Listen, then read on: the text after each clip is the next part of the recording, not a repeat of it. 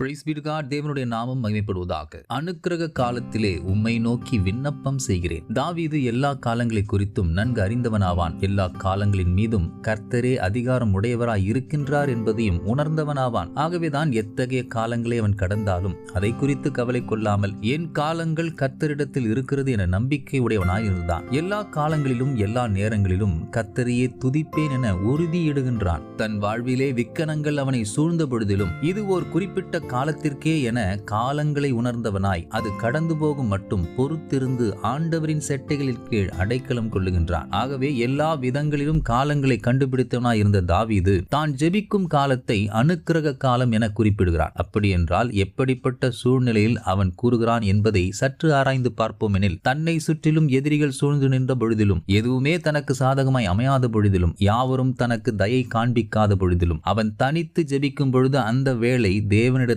அனுக்கிரகத்தை கொண்டு வருகின்றதாய் இருக்கின்றது என குறிப்பிடுகிறார். ஆகவே எப்படிப்பட்ட காலங்களை நாமும் கடந்தாலும், காண்பவர்கள் கண்களில் கருணை கிடையாமல் போனாலும், இது நமக்குரிய காலம் அல்ல என கடிந்து கொள்ளாமல் கர்த்தருடைய சமூகத்தில் கடந்து சென்று ஜெபத்தில் நம் நேரங்களை செலவழிப்போம். எத்தகைய காலங்களையும் அனுக்கிரக காலங்களாய் மாற்றி நம் ஜெபங்களுக்கான பதில் கிடைக்க பெற்று மகிழ்வோம். God bless you abundantly.